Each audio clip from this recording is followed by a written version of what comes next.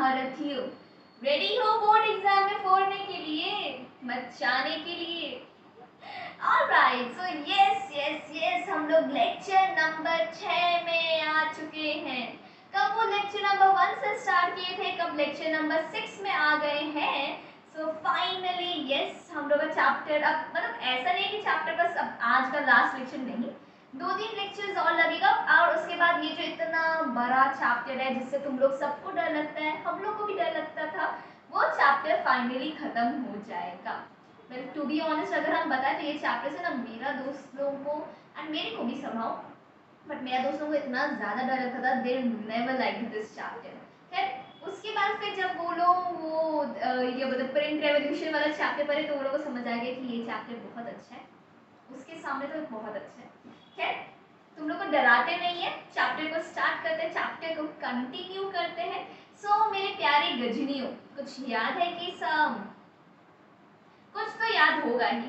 सो एक quick revise करेंगे। सो देखो द थिंग इज कि इसका पहला लेक्चर में हम लोग बात कर रहे थे एज ऑफ रेवोल्यूशन का, कि भाई क्या हो गया था कि 1815 में हम लोग का ट्रीटी ऑफ वियना पास हो चुका था by the Prague countries Prussia, Russia, Austria और ब्रिटेन। और ये प्राग कंट्रीज से हमारे कंजर्वेटिव्स ये फिर से वही मोनार्की को रीस्टैब्लिश करना चाहते थे, जितना भी चेंजेस बीच में होता है वो सारा चेंजेस को अंडू करना चाहते थे, जितना भी रेवोल्यूशंस, लिबरलिज्म, ये सारा जो भी मूवमेंट्स होता था इसको सप्रेस करना चाहते थे। बट जितना ज़्यादा सप्रेस करोगे किसी चीज़ को उतना जोर से उछलता है, that is something we all know. और वही यहाँ पे भी हुआ। यहाँ भी अगर हम लोग बात करें तो जितना ज़्यादा ये प्राग कंट्रीज लोगों को रेवोल्यूशनरीज को सप्रेस करने का ट्राई किए वो उतना ही जोर से उछले और उसकी वजह से स्टार्ट हो गया रेवोल्यूशंस। हर जगह पे फ्रांस में, जर्मनी में, सिलेशिया में, पोलैंड में, बेल्जियम में, हर जगह पे रेवोल्यूशंस होने लगा एंड इसी को बोला जाता है एज ऑफ रेवोल्यूशन। 1830 से लेके 1848 का जो ये 18 साल का टाइम था, इस टाइम पीरियड में इतना सारा रेवोल्यूशंस हुआ है यूरोप में, पूरा का पूरा यूरोप में रेवोल्यूशंस आफ्टर रेवोल्यूशंस हुआ है जो हम लोग अभी पढ़ रहे हैं। सो हम लोग कौन कौन सा रेवोल्यूशंस के बारे में पढ़ चुके थे। फ्रांस का रेवोल्यूशन, फ्रांस में जो 1830 में रेवोल्यूशन हुआ वो कर लिए थे। फिर हम लोग का कहाँ पे हुआ था, हम लोग का फ्रांस के बाद आया था बेल्जियम में, बेल्जियम का रेवोल्यूशन पढ़े थे कि बेल्जियम हम लोग का नेदरलैंड से अलग हो गया। फिर ग्रीस में हुआ था हम लोग ग्रीक वॉर ऑफ इंडिपेंडेंस, जहाँ पे 1832 में ट्रीटी ऑफ कॉन्स्टेंटिनोपल साइन हुआ और ग्रीस हम लोग का इंडिपेंडेंट हो गया था ऑटोमन एम्पायर से। उसके बाद फिर हम लोग पढ़े थे रोमांटिसिज्म के बारे में कि ये एक ऐसा कल्चरल मूवमेंट था जो हम लोग का क्या करता था, जो हम लोग का लोगों के अंदर नेशनलिज्म का फीलिंग जनरेट करने का ट्राई करता था, प्यार और मोहब्बत से लोगों को कल्चर, ट्रेडिशन, लैंग्वेज ये सब के थ्रू कंबाइन करने का, ये सब के थ्रू यूनाइट करने का ट्राई करता था। सो रोमांटिसिज्म का जो मूवमेंट स्टार्ट हुआ था उसके बारे में हम लोग पढ़े थे। कुछ रोमांटिक्स के बारे में पढ़े थे, जैसे हमारे जर्मन रोमांटिक थे जोहान गॉटफ्रीड हर्डर, वहाँ पे हमारे पोलैंड के रोमांटिक थे कैरोल कुर्पिंस्की। सो इन दोनों के बारे में हम लोग पढ़े थे। फिर हम लोग पोलैंड के बारे में स्पेसिफिकली पढ़े थे कि भाई पोलैंड में कैसे लैंग्वेज कितना बड़ा रोल प्ले किया, एक वहाँ पे लोगों के बीच में यूनिटी लाने में, लोगों के बीच में नेशनलिज्म का फीलिंग लाने में और लोगों में को स्ट्रेंथ देने में कि वो लोग जाके लड़ सके, वो रशिया के अगेंस्ट में लड़ सके। So I think that is clear, उतना तक क्लियर है। Now we are going to move forward और हम लोग और सारा रेवोल्यूशंस के बारे में पढ़ने वाले हैं। हम लोग पढ़ेंगे फिर से जो फ्रांस में रेवोल्यूशन हुआ उसके बारे में, फिर हम लोग पढ़ेंगे सिलेशिया का रेवोल्यूशन, जर्मनी का रेवोल्यूशन। सो ये सारा रेवोल्यूशंस के बारे में भी पढ़ना है हम लोग को। So we are going to continue with that, but I think इतना तक सब क्लियर है, इतना तक में कोई प्रॉब्लम नहीं है। Is it all clear? Okay, so now we are going to continue. अच्छा, कंटिन्यू करने से पहले I would like to tell you about a story जो एक्चुअली मतलब कि जिस दिन हम लेक्चर नंबर 5 को शूट किए थे about romanticism and all that, और हम तुम लोग को बताया था ना like I am a Marwari, और जैसे हर एक कल्चर, हर एक कास्ट के लोग को अपना कास्ट से इतना ज़्यादा अट्रैक्शन, इतना ज़्यादा अफेक्शन होता है। सो वो चीज़ हुआ था, वो चीज़ हम तुम लोग को बताए थे एंड टू बी ऑनेस्ट वही सेम चीज़ प्रैक्टिकली मेरे साथ रात को हुआ। रात को ऐसे ही हम लोग फैमिली मिलके डिस्कशन कर रहे थे अबाउट समथिंग एंड लाइक हम तो फिर भी कम मत कि हमको उतना ज़्यादा नहीं है अफेक्शन, हमको being a Marwari, Gujarati, Punjabi, I don't care, मेरे को उतना ज़्यादा अफेक्शन नहीं है अपना कास्ट से। बट यू नो मेरे फैमिली मेंबर्स और एक्चुअली जितने भी लोग हैं सबको होता है। तुम लोग कहीं ना कहीं सुना भी होगा तक मारवाड़ी यार, लाइक मारवाड़ी और गुजराती, ये दो लोग दोनों ही तो है जो पूरा का पूरा इंडिया का बिजनेस संभाले हुए हैं। सो हाँ, थोड़ा प्राइड का बात हो जाता है, not for me but yes for all of us. So yes, so there we find कि रात को हम लोग का डिस्कशन हो रहा था कि we were actually having a discussion and वो लोग सब मतलब कि मेरे मम्मी पापा मेरा भाई ये लोग सब बैठ के साथ में बात कर रहा था कि लाइक ओ मतलब एक्चुअली ना द थिंग इज कि मेरे को पता नहीं था कि बंसल्स मारवाड़ी होते हैं। मतलब बंसल सुना होगा तुम लोग, बंसल क्लासेस। सो तुम लोग ये भी सुना हुआ होगा कि जो पूरा का पूरा कोटा है, कोटा को एक्चुअली स्टैब्लिश करने वाले वो बंसल सर ही थे। वो मैथ्स के लीजेंड वो बंसल सर वही एक्चुअली पूरा कोटा को स्टैब्लिश किए। सो मेरे को नहीं पता था कि वो मारवाड़ी थे। सो ऐसी कुछ बात निकला था तो मेरे को बताया गया, मेरे को मम्मी लोग बताई कि भाई वो मारवाड़ी है। सो हम लोग हैं अच्छा, हमको तो नहीं पता था। तो फिर वही स्टार्ट हो गया, तुम लोग जानता नहीं आज मारवाड़ी लोग हर जगह पे टॉप पे हैं। कहीं भी देख लो, किसी भी स्फीयर में देख लो, मारवाड़ी लोग हर जगह पे है। सो दैट वाज समथिंग, जब वो सब बात हो रहा था ना तब हमको फिर से वही याद आ रहा था कि भाई हम आज ही तुम लोग सबको ये बात बताएं कि कैसे लोगों को अपना कास्ट से इतना ज़्यादा रिलेशन होता है, इतना ज़्यादा अफेक्शन होता है, और आज ही मेरा घर पे ये सब हो रहा है। सो ये that was quite relatable, so I thought to tell you. खैर 5 मिनट वेस्ट हो गया, कंटिन्यू करें। ओके, सो आई नो तुम लोग सब स्किप कर दिया होगा, खैर whatever, let's continue with the chapter. Okay, so moving back to the story. So हम लोग कर रहे थे age of revolution. So chapter के अंदर वापस घुस जाते हैं, स्टोरी के अंदर चलते हैं। तो बात करें अगर हम लोग स्टोरी का, सो देखो यूरोप में अगर हम लोग बात करें, यूरोप में जब हम लोग का ये रेवोल्यूशन और ये सब हो रहा था, कभी फ्रांस में तो कभी ये क्या बोलते हैं बेल्जियम में, तो कभी ग्रीस में, हर जगह पे रेवोल्यूशन आफ्टर रेवोल्यूशन हो रहा था। बट उस समय अगर हम लोग यूरोप का बात करें ना, तो उस समय यूरोप का कंडीशन अच्छा नहीं था। उस समय यूरोप का कंडीशन बहुत ज़्यादा खराब था, टू बी ऑनेस्ट। मतलब द थिंग इज कि एक्चुअली उसी समय खराब नहीं हुआ था, बहुत टाइम से धीरे धीरे धीरे धीरे यूरोप का कंडीशन खराब होते जा रहा था। वहाँ पे इतना ज़्यादा प्रॉब्लम्स आने लगा था कि भाई बहुत सारा प्रॉब्लम्स आ रहा था। प्रॉब्लम्स इन द सेंस कि क्या हो रहा था कि मिड 18th सेंचुरी यूरोप के टाइम से ही, या फिर तुम लोग समझ लो 19th सेंचुरी यूरोप से ही, यूरोप में धीरे धीरे ना पॉपुलेशन बहुत ज़्यादा बढ़ने लगा। धीरे धीरे पॉपुलेशन 19th सेंचुरी यूरोप से, मतलब 1800 का टाइम से हम लोग का यूरोप में पॉपुलेशन इतना ज़्यादा बढ़ने लगा, एक स्पीड में आ गया, मतलब कि पॉपुलेशन हद वाला बढ़ने लगा। इतना ज़्यादा पॉपुलेशन बढ़ने लगा, ऑब्वियसली क्या होगा जब पॉपुलेशन बढ़ रहा है, पॉपुलेशन बढ़ रहा है तो लोग बहुत ज़्यादा पैदा हो रहे हैं, लोग बहुत ज़्यादा पैदा हो रहे हैं, तो वो लोग सबका को खाने के लिए भी ज़्यादा सामान चाहिए होगा, मतलब क्रॉप्स और फूड बहुत ज़्यादा रिक्वायर्ड है। बट द थिंग इज क्या प्रॉब्लम हो रहा था कि जो फूड ग्रेन्स है, जो क्रॉप्स है, ये उतना ज़्यादा प्रोड्यूस नहीं हो पा रहा था, उतना ज़्यादा अमाउंट में प्रोड्यूस नहीं हो रहा था कि ये सबका डिमांड को फुलफिल कर पाए। इस वजह से क्या होता है कि फूड प्राइस बहुत ज़्यादा बढ़ जा रहा था। दूसरे साइड में जब इतने सारे लोग होंगे, जब पॉपुलेशन इतना ज़्यादा होगा, इतने सारे लोग होंगे, तो उनको खाने के लिए तो ज़्यादा चाहिए ही। तो एक साइड तो खाने का कमी हो रहा था, इस वजह से क्रॉप का फूड प्राइस बढ़ रहा था। दूसरे साइड लोगों को जॉब चाहिए, एम्प्लॉयमेंट चाहिए, तभी ना वो लोग जी पाएंगे। तो लोगों को जॉब चाहिए, एम्प्लॉयमेंट चाहिए, और इतने सारे लोग थे, इतना ज़्यादा पॉपुलेशन बढ़ रहा था कि उतना ही ज़्यादा जॉब का डिमांड आ गया था, और उस समय जॉब इतना नहीं था, तो इस वजह से बहुत ज़्यादा अनएम्प्लॉयमेंट हो रहा था। सो देयर वी फाइंड कि एक्चुअली यूरोप का ना कंडीशन उस समय अगर हम लोग देखें, जिस समय ये रेवोल्यूशन और ये सब हो रहा था, उस समय यूरोप का कंडीशन बहुत ज़्यादा खराब था।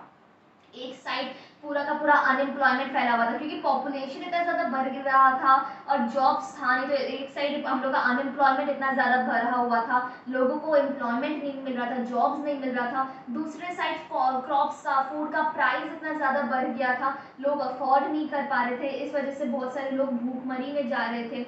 उसके बाद अगर हम लोग देखें तो क्या हो रहा था कि उस समय तो एक ट्रेंड स्टार्ट हो गया था कि पहले तो इंडस्ट्रीज सेटअप होना स्टार्ट हो गए थे, इतने सारे इंडस्ट्रीज सेटअप हो गए थे, बताया था ना इंडस्ट्रियलाइजेशन हुआ था। तो इतने सारे इंडस्ट्रीज सेटअप होना स्टार्ट हो गया था, एंड क्या हो रहा था कि ये जो इंडस्ट्रीज थे ये लोग चीप गुड बनाते थे। ऑब्वियसली इंडस्ट्रीज में क्या हो रहा है, मशीन मेड गुड बनता था, एंड मशीन मेड गुड बन रहा है, गुड मशीन से बन रहा है, वो भी इतना लार्ज क्वांटिटी में एक साथ बना है, तो ऑब्वियसली चीप बनेगा। सो ये जो गुड्स बन रहा था ये सब चीप बन रहा था, कम पैसा का बन रहा था। और जो उस समय जो लोग उस समय जो ऑब्वियसली इंडस्ट्रीज आने से पहले तो लोग अपना हैंड मैन्युफैक्चरिंग ही करते थे, हाथ से ही लोग सारा चीज़ को मैन्युफैक्चर करते थे, सारा चीज़ बनाते थे। पर जब इंडस्ट्रीज आना स्टार्ट हो गया तो गुड्स, वही सेम गुड्स इंडस्ट्रीज जो है वो बना रहा था, लार्ज अमाउंट में मशीन से बना रहा था, तो वो बहुत चीप में मिल जा रहा था। और जो लोग बना रहे थे अपना हाथ से, जो हैंडमेड गुड्स बना रहे थे, वो कॉस्टली हो जा रहा था, तो लोग जाके इंडस्ट्रीज का खरीद रहे थे। तो इस वजह से वो सारे लोग जो सब लोग प्रोडक्शन करते थे, घर पे प्रोडक्शन करते थे, स्मॉल स्केल प्रोडक्शन जो करते थे, हाथ से जो सामान से बनाते थे, वो लोगों का बिजनेस पूरा ठप हो गया था।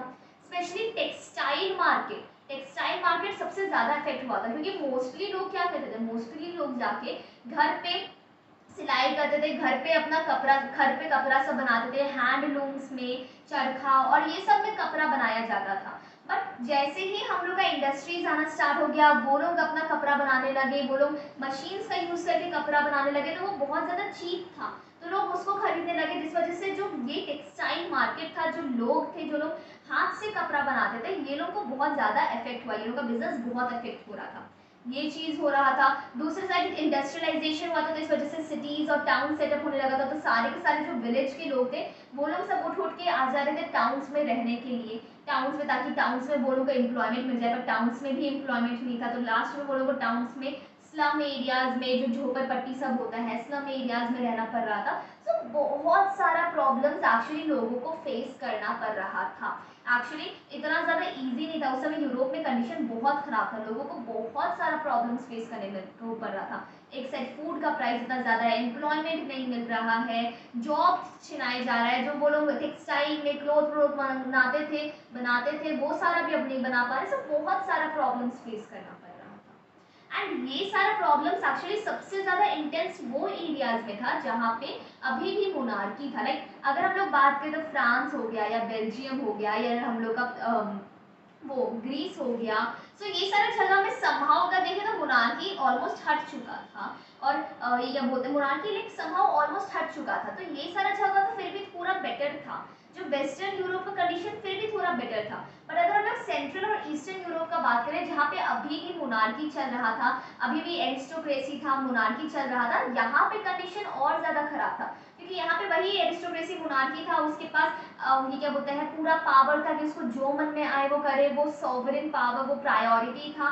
कि भाई उसको जो मन में आए करे, सारा प्रिविलेज सब चीज़ था उसके पास कि उसको जो मन में आए वो कर सकता था, लोगों को टॉर्चर करता था, सभी जो कॉमन सिटीजन से सिर्फ वो लोग से टैक्सेस लिया जाता था, तो वहाँ पे कंडीशन ज़्यादा खराब था, क्योंकि वहाँ पे पीजेंट्स को फ्यूडलिज्म, वही जो हम बताए थे ना, फ्यूडलिज्म, सर्वडम, तो वहाँ पे लोगों को सर्व्स के जैसे काम करना पड़ता था, फ्यूडल ड्यूज देना पड़ता था, बार इतना सारा टैक्सेस पे करना पड़ता था, तो इतना सारा प्रॉब्लम्स के साथ साथ वहाँ पे लोगों को, जो फार्मर, जो पीजेंट्स हैं, उन लोगों को और ज़्यादा प्रॉब्लम्स फेस करना पड़ रहा था उन जगहों पे जहाँ पे अभी भी मोनार्की और ये सब चल रहा था। सो एक्चुअली अगर हम लोग देखें तो यूरोप का कंडीशन कुछ अच्छा नहीं था, यूरोप का कंडीशन बहुत खराब था ये सब टाइम पे, उन दिनों यूरोप का कंडीशन बहुत खराब था, लोगों को बहुत ज़्यादा स्ट्रगल करना पड़ रहा था। सो आई थिंक इतना क्लियर है। सो अगर हम लोग बात करें यूरोप का कंडीशन का, इसको बोलते हैं hunger, hardship and revolt. Hunger, hardship and revolt.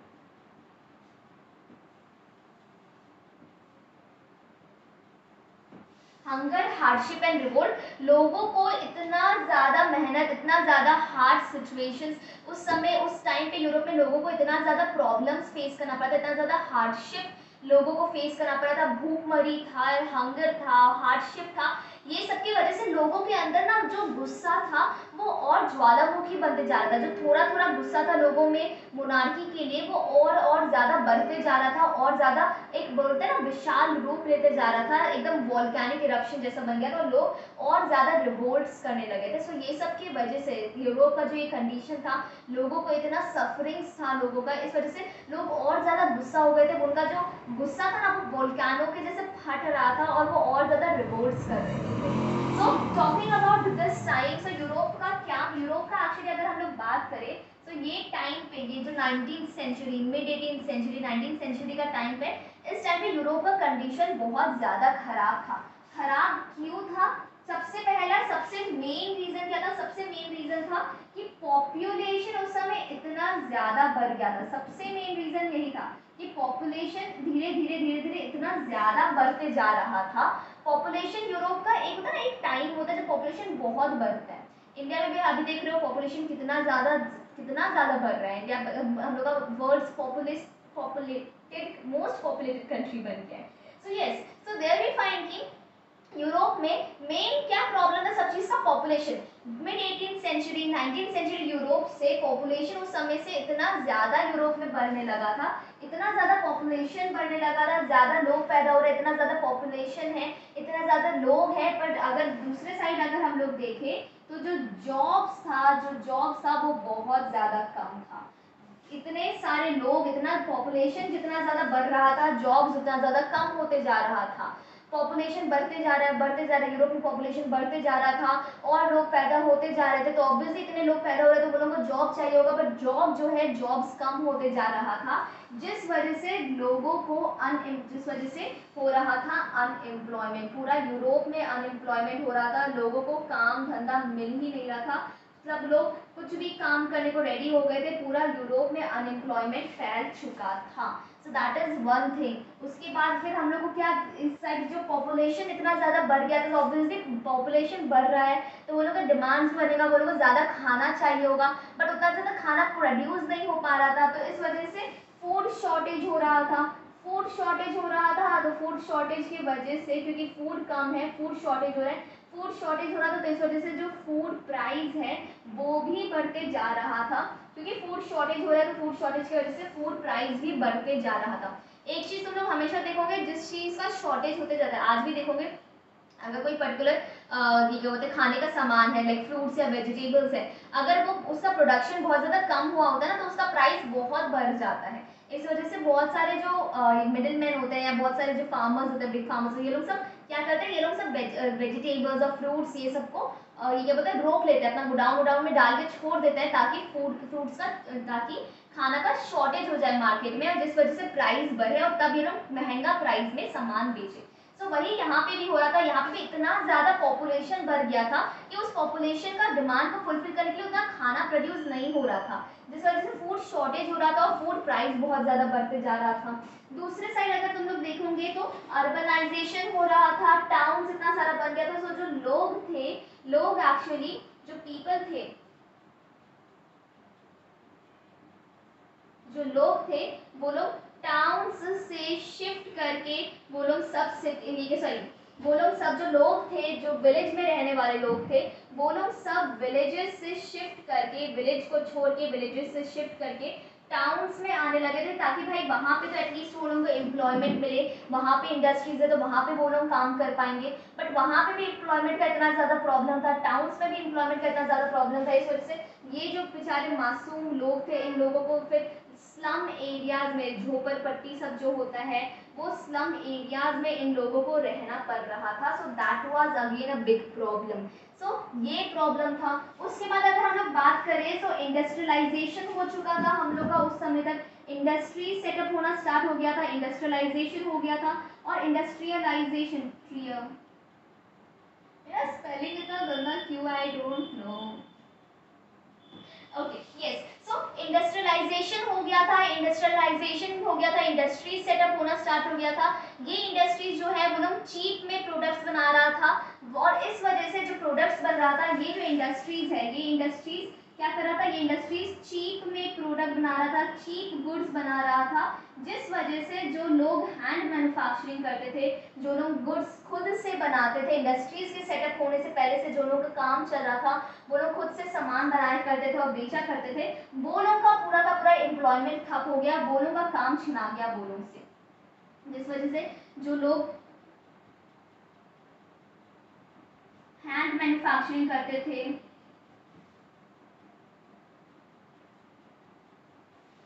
हाथ से सामान बनाया करते थे, वो लोग का तो और ज़्यादा बिजनेस ठप हो गया, वो लोग जो काम करते थे वो भी उनसे छिना गया था। स्पेशली ये सबसे ज़्यादा प्रिवेलेंट था टेक्सटाइल मार्केट में। क्योंकि कपड़ा, मोस्ट ऑफ द लोग कपड़ा को घर पे हैंडलूम से या फिर सिलाई मशीन से ये सबसे बनाया करते थे, हैंडलूम्स का यूज़ करके, चरखा का यूज़ करके बनाया करते थे। और अब इन इंडस्ट्रीज़ के आने के साथ कॉटन इंडस्ट्रीज आ गया हम लोग का,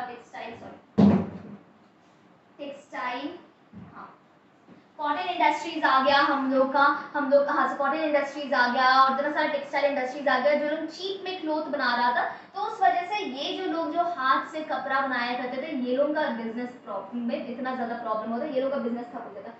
सो इतना सारा प्रॉब्लम्स फेस करना पड़ रहा था लोगों को। उस समय का अगर यूरोप का बात है, तो उस समय लोगों को बहुत सारा प्रॉब्लम्स फेस करना पड़ रहा था। एक साइड एम्प्लॉयमेंट नहीं मिल रहा था, दूसरी साइड फूड का प्राइस इतना ज़्यादा बढ़ते जा रहा था, लोग जो विलेज से टाउन्स में आ रहे थे वो लोगों को स्लम एरियाज में रहना पड़ रहा था, जो जमा जमाया बिजनेस था वो भी ठप होते जा रहा था। तो बहुत सारा प्रॉब्लम्स, ये इंडस्ट्रीज से कंपटीशन फेस करना पड़ रहा था चीप गुड्स का। सो ये इतना सारा प्रॉब्लम्स लोगों को फेस करना पड़ रहा था। एंड स्पेशली ये सारा प्रॉब्लम्स तो सब लोग फेस कर ही रहे थे, बट ये प्रॉब्लम्स और ज़्यादा था उन एरियाज में जहाँ पे मोनार्की था। वो एरियाज जहाँ पे मोनार्की था, एरिस्टोक्रेसी था, उन एरियाज में ये प्रॉब्लम्स और ज़्यादा ये क्या होता है, और ज़्यादा ये प्रॉब्लम्स था। क्योंकि अगर उन एरियाज का बात करें तो उन एरियाज में जो पीजेंट्स थे, जो कॉमन पीजेंट्स थे, वो लोगों को फ्यूडल ड्यूज देना पड़ता था, सर्वडम करना पड़ता था लोगों ये किंग को, और इतना सारा टैक्सेस पे करना पड़ता था। इतना सारा प्रॉब्लम्स के बाद जो वो लोग थे उन लोगों को और ज़्यादा टैक्सेस पे करना पड़ता था, फ्यूडल ड्यूज देना पड़ता था, जिस वजह से वो लोगों को और ज़्यादा प्रॉब्लम्स फेस करना पड़ रहा था। So that was the thing. So लोग एक्चुअली ड्यूरिंग दिस टाइम, ये mid 18th century 19th century के टाइम पे यूरोप में इतना सारा प्रॉब्लम्स लोगों को फेस करना पड़ रहा था, लोग बहुत ज़्यादा दुखी थे। एंड इस वजह से इतना ज़्यादा हार्डशिप, हंगर, ये सब की वजह से लोग इतना ज़्यादा दुखी हो गए थे कि लोगों के अंदर वो जो गुस्सा था मोनार्क के लिए, वो धीरे धीरे इतना बढ़ते जा रहा था, वो ज्वालामुखी बन गया था। लोग तैयार थे कि भाई बस हो गया, वो एकदम ज्वालामुखी बन के बाहर निकल रहा था कि तुम हम लोग के लिए कुछ भी नहीं कर सकते हैं, इतना सारा प्रॉब्लम के बाद तुमको हम लोग और टैक्स भी दे, तुम आराम से बैठ के वहाँ पे मेवा खाओ और हम लोग यहाँ पे तुम्हारा सेवा करते रहेंगे। सो ऑब्वियसली लोगों को बहुत सारा प्रॉब्लम, और लोगों के अंदर जो गुस्सा था वो और बढ़ते जा रहा था, वो ज्वालामुखी बन गया था, और लोग फिर और ज़्यादा रिवोल्ट करने लगे। एंड इसी की वजह से अगर हम लोग देखेंगे तो फ्रांस में फिर से रिवोल्ट होता है, जो फ्रांस में हम लोग का 1830 में रिवोल्ट हुआ था, और मोनार्की हट के कॉन्स्टिट्यूशनल मोनार्की ले आया गया था। लुइस फिलिप हम लोग का लीडर बन गया था, मोनार्क बन गया था। अब वो जो कॉन्स्टिट्यूशनल मोनार्की है, वो जो लुइस फिलिप है, वो भी ठीक से काम नहीं करता, तो लोगों को इतना सारा प्रॉब्लम्स फेस करना पड़ता। तो लोग बोले कि भाई तुम कोई काम का नहीं है, तुम निकलो। लोग सारे के सारे लोग जो है फ्रांस में, सभी लोग स्ट्रीट्स में आ गए, सब लोग स्ट्रीट्स में आ गए एकदम ज्वालामुखी बन के गुस्सा में कि भाई तुम कर क्या रहे, तुम हम लोग को ना एम्प्लॉयमेंट दे रहा है, ना खाना प्रोवाइड कर रहा है, तुम कर क्या रहे, तुम निकलो यहाँ से, जल्दी दफाओ, जल्दी जल्दी जल्दी दफाओ। सो वो लोग इतने ज्यादा गुस्से में थे, वो लोग बोले तुम दफा, ये दफा, मैं दफा नहीं, तू दफा, दफा है, दफा 420 नहीं। Okay, yes. So there we find कि ये लोग इतने ज्यादा गुस्सा में थे कि ये लोग सब लड़ने लगे, रिवोल्ट करने लगे कि लुइस फिलिप को निकालो, यहाँ से निकालो। और फिर लुइस फिलिप भी निकल गया और फ्रांस में फिर से रिवोल्ट हुआ, और कॉन्स्टिट्यूशनल मोनार्की हट के फ्रांस में फुल रिपब्लिक आ गया, फिर से नेशनल असेंबली आ गया, रिपब्लिक आ गया, लोगों का सरकार बन गया, लोगों का गवर्नमेंट बन गया। So that is what is there हो रहा है।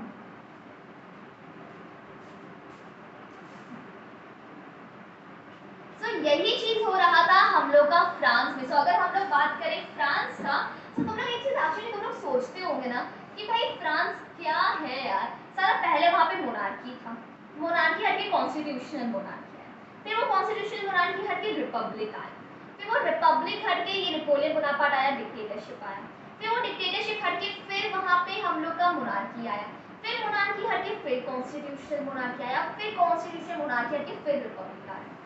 फ्रांस में लोचा है भाई, बहुत लोचा है। इसलिए तो ड्यूक मेटरनिच बोला था, when France नीजेस rest of the Europe catches cold. ये फ्रांस शांत बैठने वाला चीज ही नहीं था। सो अगर हम लोग बात करें, मेरा पेन का इंक खत्म होते जा रहा है, सोच रहे हो कितना खर्चा कर रहे हैं, पेन का इंक हमको लेना पड़ता है हर समय, ये डस्टर, ये पेन, ये व्हाइट बोर्ड, कितना खर्चा कर रहे हैं तुम लोग के लिए। पर तुम लोग में इतना सा भी मोरालिटी नहीं है कि भाई, मोरालिटी, कॉमन सेंस, मोरल, इतना सा भी मोरल नहीं है तुम लोग में कि तुम लोग जाके लाइक शेयर सब्सक्राइब करो। 3 चीज तो करना है, लाइक करो, सब्सक्राइब करो, बेल आइकन को दबाना हो तो दबा देना अगर पढ़ने का मूड है तो। और अपना जितना भी 10th क्लास का दोस्त है जिन्हों को नहीं समझ में आता कुछ उनको भेज दो ना, क्या घट जाएगा तुम लोग का। बस इतना ही होगा ना कि मेरे को ये इंक, ये पेन का इंक का पैसा मिल जाएगा और ये डस्टर का पैसा मिल जाएगा। एक मासूम सी बच्ची का तुम लोग को दुआ मिलेगा, दुआ। बट नहीं, सुधरने वाले तो कोई नहीं। Okay, coming back to this, so talking about France, तो फ्रांस में भी यही सेम कंडीशन था। अगर हम लोग बात करें फ्रांस में भी, तुम लोग को हम बोले थे ना, तुम लोग को धीरे धीरे समझ में आया कि हम कितने ड्रामेबाज हैं।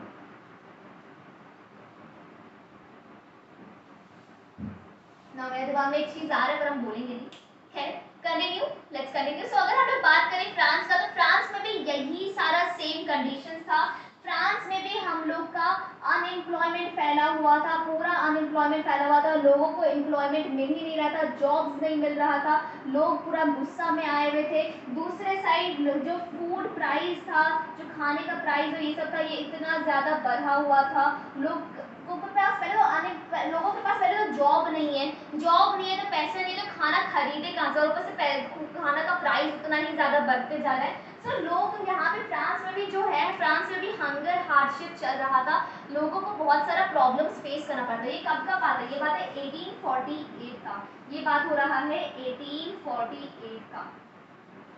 सो 1848 के टाइम पे अगर हम लोग देखें तो 1848 के टाइम पे फ्रांस का भी कंडीशन बहुत ज़्यादा खराब हो गया था, पूरा अनएम्प्लॉयमेंट फैला हुआ है, फूड प्राइस इतना ज़्यादा बढ़ गया है, लोगों को भुखमरी में लोग रह रहे हैं, बेरोजगारी, भुखमरी ये पूरा फैल चुका है। तो फ्रांस में भी कंडीशन बहुत खराब था, तो लोगों का जो गुस्सा है वो इतना बढ़ गया था, लोगों का गुस्सा वॉल्केनो बन गया था। भाई तुम लोग कर क्या रहे, लुइस फिलिप तुम कर क्या रहा है, तुम ना हम लोग को एम्प्लॉयमेंट दे सकता है ना कुछ कर सकता है, तो तुम कर क्या रहे, क्यों हम लोग तुमको मोनार्क बना के बैठाए हुए हैं यहाँ पे, तुम यहाँ से निकलो, तुमसे कुछ नहीं होगा, तुम यहाँ से निकलो। सो लोग इतना ज़्यादा गुस्सा में आ चुके थे, लोग जो है ये सब के चलते लोग, people they were very angry, जितने भी कॉमन सिटीजन थे, जो लोग थे, वो लोग इतना ज़्यादा गुस्सा में आ गए थे कि वो लोग सब रिवोल्ट करना स्टार्ट कर दिए, सब लोग रास्ता में आ गए, स्ट्रीट्स में आ गए, लुइस फिलिप के अगेंस्ट में रिवोल्ट करने लगे, जिस वजह से लुइस फिलिप को भागना पड़ा, फ्रांस छोड़ के लुइस फिलिप को भागना पड़ा, और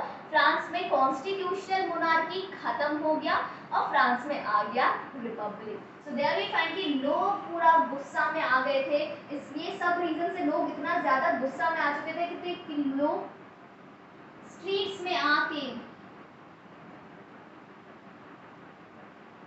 एकदम, स्ट्रीट्स दिखना जरूरी तो नहीं है, तो ये सब लोग एकदम गुस्सा में आ गए थे। लुइस फिलिप, जिस वजह से जो लुइस फिलिप था, जिसको बनाया गया था राजा, कॉन्स्टिट्यूशनल मोनार्की के अंदर जो लुइस फिलिप को राजा बनाया गया था, ये लुइस फिलिप, लोग इतना ज़्यादा गुस्सा आ गया था लोगों को इसके ऊपर कि इसको यहाँ से भागना पड़ा, दुम बचा के, या जो ही बोलते हैं भागना पड़ा, इसको जल्दी से जल्दी, फ्ली मतलब भागना, इसको देश छोड़ के भागना पड़ा।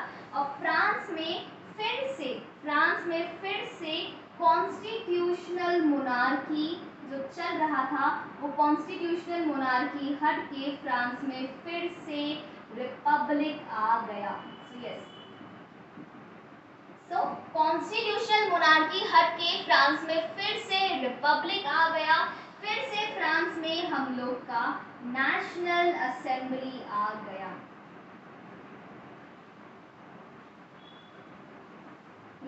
So there we find कि फ्रांस में फिर से कॉन्स्टिट्यूशनल मोनार्की हट के रिपब्लिक आ गया, फिर से फ्रांस में हम लोग का नेशनल असेंबली आ गया।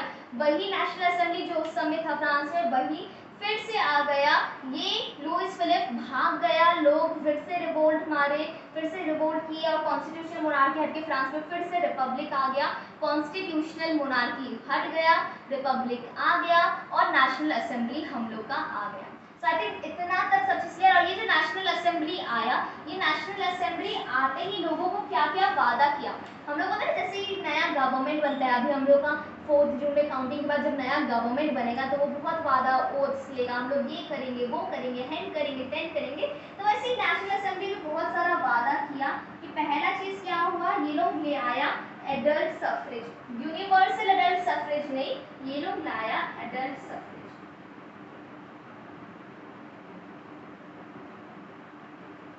अब ये एडल्ट सफरेज का क्या मतलब, एडल्ट सफरेज का मतलब कि भाई सारा इंसान 21 इयर्स के ऊपर। यूनिवर्सल एडल्ट सफरेज क्या होता है, यूनिवर्सल एडल्ट सफरेज का मतलब होता है कि हर इंसान, चाहे वो लड़का हो लड़की हो, किसी भी जाति जात कहीं से भी बिलोंग करता हो, वो लोग सब 18 इयर्स के अबव कोई भी होगा, वो लोग सबको वोटिंग करने का राइट होता है, वो है यूनिवर्सल एडल्ट सफरेज। यहाँ पे लोगों को एडल्ट सफरेज मिला कि हर मर्द, विमेन ने, हर मेन जो लोग 21 इयर्स के ऊपर के होंगे वो लोग को वोटिंग करने का राइट दे दिया गया।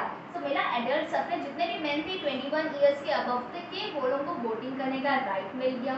उसके बाद फिर नेशनल असेंबली क्या किया, ये प्रोवाइड किया right to vote,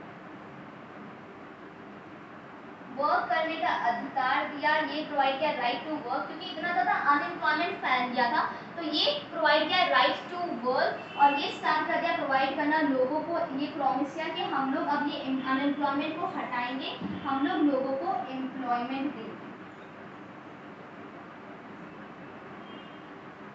yes, so there we find की,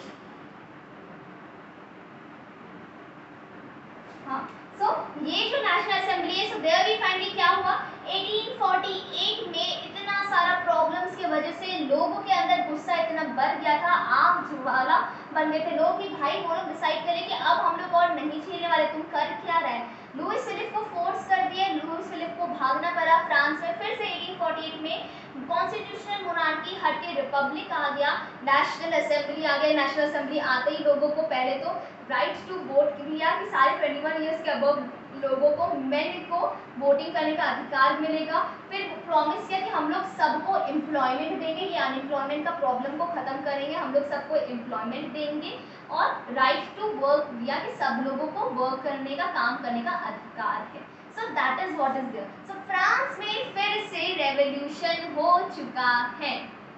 आगे बढ़े, तो फ्रांस में तो रेवोल्यूशन हो गया। अब उसके आगे हम लोग को और भी कंट्रीज के बारे में बात करना है। भाई सिलेशिया में भी रेवोल्यूशन हुआ था, जर्मनी में भी रेवोल्यूशन हुआ था, वो सब के बारे में कौन बात करेगा, तो चलो अब उनके बारे में भी बात करते हैं। सो टॉकिंग अबाउट सिलेशिया, जो कि एक कंट्री का नाम है,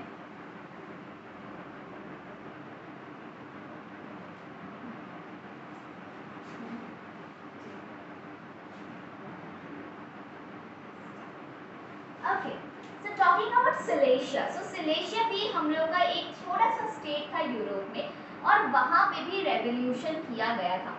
जैसे हम लोग का हर जगह पे प्रॉब्लम्स था, हम लोग का mid 18th century 19th century Europe से प्रॉब्लम्स चल रहा था, लोगों को इतना ज़्यादा प्रॉब्लम्स फेस करना पड़ रहा था, पॉपुलेशन इतना बढ़ गया है, जॉब नहीं मिल रहा है, ये वो है, इतना सारा प्रॉब्लम्स लोग फेस कर रहे थे। फ्रांस में भी इतना सारा प्रॉब्लम्स ये कॉमन सिटीजन्स फेस किए, तो वो लोग का गुस्सा एकदम आग बबूला बन गया, वो लोग फाइट किए और वो लोग रेवोल्यूशन लाके हम लोग का वापस रिपब्लिक ले आए। वैसे ही अगर सिलेशिया का बात करें, सिलेशिया में भी रेवोल्यूशन होता है। सिलेशिया में ये रेवोल्यूशन करते हैं हमारे workers, and workers actually not हमारे वीवर्स।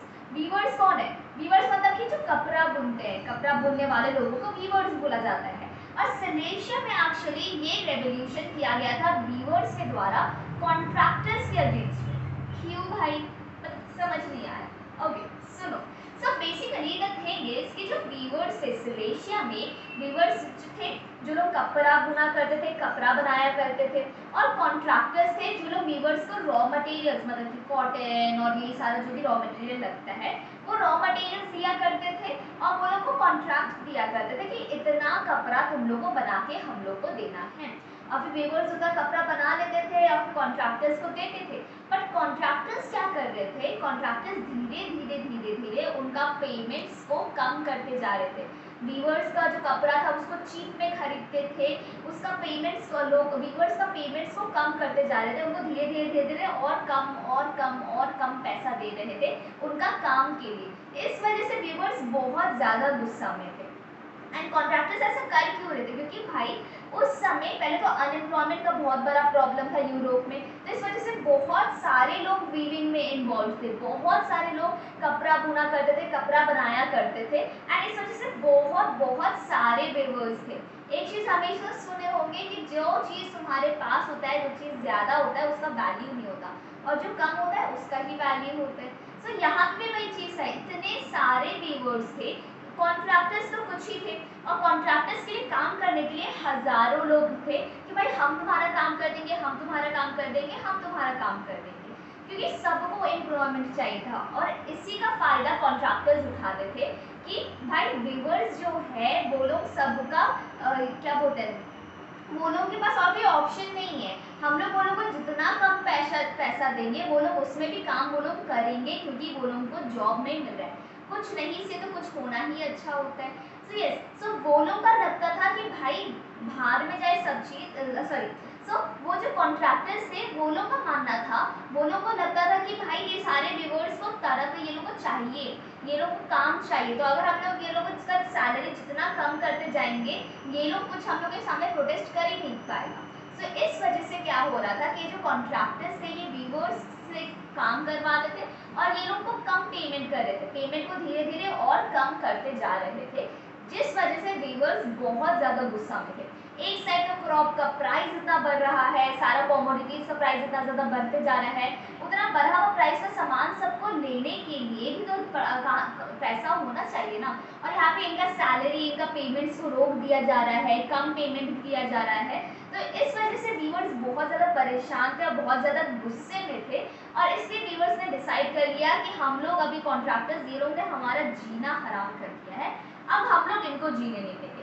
सारे व्यूअर्स मिले साथ में, ये लोग कॉन्ट्रैक्टर्स के अगेंस्ट में रेवोल्यूशन किए सिलेशिया में 1845 में। So that is something we talk about. तो अगर हम लोग बात करें सिलेशिया में, तो सिलेशिया में हम लोग का रिवोल्ट कब हुआ है, तो सिलेशिया में रिवोल्ट हुआ हम लोग का 1845 में। 1845 में सिलेशिया में रिवोल्ट हुआ, और ये रिवोल्ट कौन किया था, ये रिवोल्ट किए थे वेवर्स, किसके अगेंस्ट में, अगेंस्ट द कॉन्ट्रैक्टर्स। सो 1845 में सिलेशिया में रिवोल्ट हुआ, और ये रिवोल्ट किए थे वेवर्स कॉन्ट्रैक्टर्स के अगेंस्ट में, क्योंकि ये जो कॉन्ट्रैक्टर्स थे, ये जो क्योंकि यहाँ पे छोड़ो, क्योंकि ये जो कॉन्ट्रैक्टर्स थे, ये कॉन्ट्रैक्टर्स लेस पेमेंट करते थे, कम पैसा देते थे वेवर्स को, इन वेवर्स को काम करने के लिए ये कॉन्ट्रैक्टर्स कम पैसा दिया करते थे, जिस वजह से वेवर्स बहुत ज़्यादा गुस्सा में थे, इस वजह से ये लोग 1845 में रिवोल्ट किए। अब कैसे हुआ रिवोल्ट, स्टोरी सुने, देखो ध्यान लगा के सुनो। वेवर्स से बहुत ज़्यादा गुस्सा में, वो लोग मर मर के काम किया करते थे, कॉन्ट्रैक्टर्स वो लोग को बोलते थे इतना कपड़ा बना के दे दो हम लोग को, उतना कपड़ा बना के दे दो, वेवर्स मर मर के काम करते थे, कपड़ा बनाते थे, कपड़ा बना के इन कॉन्ट्रैक्टर्स को दिया करते थे, और कॉन्ट्रैक्टर्स उस बदले में उनको बहुत कम पैसा दिया करते थे। इस वजह से वेवर्स के अंदर गुस्सा बढ़ते जा रहा था, उनका प्रॉब्लम्स बढ़ते जा रहा था, एक साइड खाने पीने का पैसा इतना बढ़ गया है, पूरा महंगाई भरा हुआ है, और दूसरी साइड उनके पास पैसा नहीं है, उनको और कम पैसा दिया जा रहा है, तो इस वजह से उनको बहुत सारा प्रॉब्लम्स फेस करना पड़ रहा था। तो वेवर्स तो आ गए एकदम गुस्सा में, वो लोग सब बहुत गुस्सा में आ चुके थे, गुस्सा में आ गए थे, आग बबूला हो गए थे, और फिर ये सारे वेवर्स मिले, ये सारे व्यूअर्स मिलकर सोच रहे कि अब हम लोग का जीवन, हम लोग का जिंदगी को जो हराम किया है अब हम लोग उसको नहीं छोड़ेंगे। सारे के सारे व्यूअर्स साथ में मिले, सारे व्यूअर्स मिलके चले गए कॉन्ट्रैक्टर्स का घर में, कॉन्ट्रैक्टर्स को मारने के लिए, पीटने के लिए। जब सारे व्यूअर्स साथ में क्राउड बना के सिलेशिया में 1845 में सारे व्यूअर्स क्राउड बना लिए, सारे व्यूअर्स क्राउड बना के जाने लगे कॉन्ट्रैक्टर्स का घर के पास, तो उनको वहाँ पे रोक दिया गया, वहाँ पे पुलिस और ये लोग था, वो लोग इन लोग को रोका, पर ये लोग रुके नहीं, वो लोग को मारे पीटे, और उसके बाद फिर आगे बढ़ गए, कॉन्ट्रैक्टर्स का घर में पहुँचे, सारा कॉन्ट्रैक्टर्स जो लोग थे वो लोग घर को तोड़ दिए, फोड़ दिए, कॉन्ट्रैक्टर्स को मारने लगे। कितने कॉन्ट्रैक्टर्स को मार दिए। सारे कॉन्ट्रैक्टर्स जान बचाने के लिए वहाँ से भाग गए। वहाँ से भाग के वो लोग टाउन से भाग के वो लोग विलेजेस में जाने लगे ताकि वो लोग को वहाँ पे एटलीस्ट वो लोग रिवर्स से बच पाए। पर जब वो लोग विलेजेस में गए तो विलेज वाला लोग भी वो लोग को शेल्टर देने से मना कर दिया कि तुम लोग यहाँ से जाओ। तो वो लोग सब जब मिलके वो लोग गए, कॉन्ट्रैक्टर्स मिलके गए विलेज में भी ये लोगों को कोई जगह नहीं मिला। और फिर ये लोग क्या किए, ये लोग सब सारे कॉन्ट्रैक्टर्स मिलके मिलिट्री के साथ मिलके, आर्मी के साथ मिलके वापस आए और वेवर्स के साथ लड़ाई की, झगड़ा की, जिसमें ऑलमोस्ट 11 वेवर्स मर गए। सो ये हुआ था रिवोल्ट 1845 का सिलेशिया। आई थिंक इतना क्लियर है। So yes, so coming back to this, so Silesia में 1845 में रिवोल्ट किए थे वेवर्स कॉन्ट्रैक्टर्स के अगेंस्ट में, क्योंकि वो लोग उसको लेस पेमेंट कर रहे थे। पूरा का पूरा स्टोरी क्लियर है जो हम अभी तुम लोग को बताएं। और इस रिवोल्ट में अगर हम लोग देखें तो इस रिवोल्ट में ऑलमोस्ट 11 वेवर्स मर गए, 11 वेवर्स डाइड। यस, सो अगर हम लोग बात करें सो इस रिवोल्ट में जो 1845 में हुआ था इसमें almost 11 weavers died, almost 11 weavers मर गए। सो आई थिंक इतना क्लियर है। सिलेशिया में भी जो रिवोल्ट हुआ वो क्लियर है। नाउ मूविंग फॉरवर्ड, सो तुम लोग देख रहे होंगे कि अभी क्या हो रहा है। एक साइड फ्रांस में हम लोग का जो पुअर क्लास है, जो सिटीजन्स है, जो कॉमन सिटीजन्स है, वो लोग सब मिलकर रिवोल्ट किया कर रहा था उसके अगेंस्ट में, लुइस फिलिप के अगेंस्ट में, उसको हटा दिया और वहाँ पे रिपब्लिक ले आया। दूसरे साइड सिलेशिया में भी जो कॉमन वर्कर्स थे, जो वीवर्स थे, वो लोग सब रिवोल्ट किए, वो लोग सब रिवोल्ट करके ये क्या रिवोल्ट किए 1845 में। सो अगर देखा जाए तो इतना ज़्यादा जो हार्श कंडीशन था, इतना ज़्यादा तो जो ये बोलते हैं 18th century 19th century Europe में जो इतना सारा प्रॉब्लम्स हो रहा था, जिस वजह से कॉमन सिटीजन्स को इतना प्रॉब्लम्स फेस करना पड़ रहा था, ना एम्प्लॉयमेंट मिल रहा है, ना जॉब मिल रहा है, ना कुछ मिल रहा है। सो इस वजह से वो लोग सब गुस्सा में आए थे, वो लोग सब रिवोल्ट्स आफ्टर रिवोल्ट्स कर रहे थे। तो जहाँ पे एक साइड में हमारे वर्कर्स, पुअर पीपल, ये वेवर्स, कॉमन सिटीजन्स, ये लोग सब रिवोल्ट कर रहे थे, वहीं पे दूसरा साइड में 1848 में ही एक और रिवोल्ट हुआ जो किया था एजुकेटेड मिडिल क्लास। जहाँ पे एक साइड में 1848 का टाइम पे, 1848 का टाइम पे जहाँ पे एक साइड में फ्रांस में कॉमन सिटीजन्स, हमारे पुअर पीपल, जो ये क्या बोलते हैं आम आदमी, जो पुअर पीपल, ये लोग सब रिवोल्ट कर रहा था। वहीं पे 1848 में दूसरा साइड में एक और रिवोल्ट होने वाला था, जो एक और रिवोल्ट हो रहा था जो एजुकेटेड मिडिल क्लास कर रहा था, जो थोड़ा सा एजुकेटेड मिडिल क्लास का जो थोड़ा सा क्रीमी सेक्शन नहीं होता है, थोड़ा सा ज़्यादा पैसा वाला एजुकेटेड मिडिल क्लास, वो लोग सब रिवोल्ट कर रहा था। सो अब उस रिवोल्ट के बारे में बात करते हैं जो हुआ था जर्मनी। सो जहाँ पे भी फाइंड की, जहाँ पे एक साइड में अगर हम लोग बात करें ये जो एज ऑफ रेवोल्यूशन चल रहा था, रेवोल्यूशन आफ्टर रेवोल्यूशन हो रहा था, हर कंट्री में रेवोल्यूशन हो रहा था। तो जहाँ पे अगर हम लोग देखें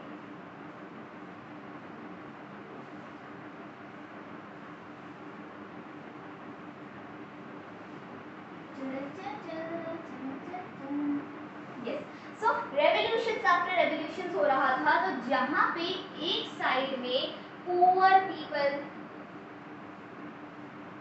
weaker section of the society, common citizens, ये लोग सब रिवोल्ट कर रहे थे, वहीं पे दूसरा साइड में 1848 के टाइम पे ही एजुकेटेड मिडिल क्लास रिवोल्ट कर रहा था, और वो भी थोड़ा क्रीमी सेक्शन, जिसके पास थोड़ा ज़्यादा पैसा था।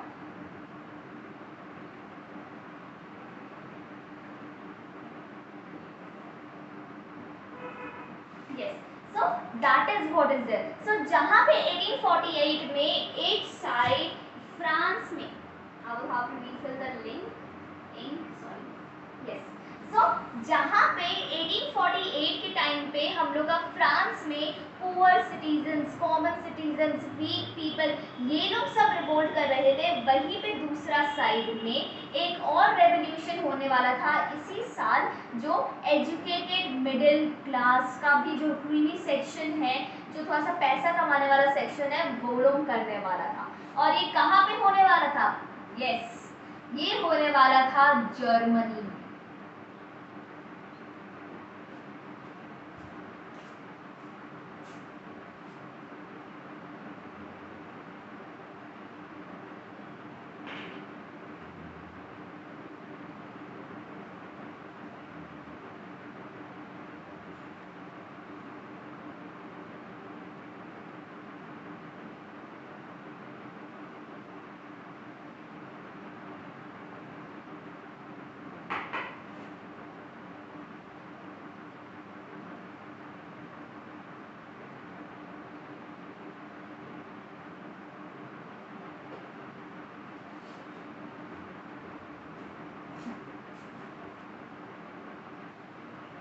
Germany.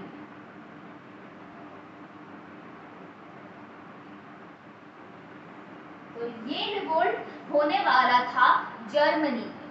So I think that is clear. अब देखो वापस कहानी में चलते हैं। कहानी तो हम लोग को अच्छे से समझ में आ रहा है, आई होप सो।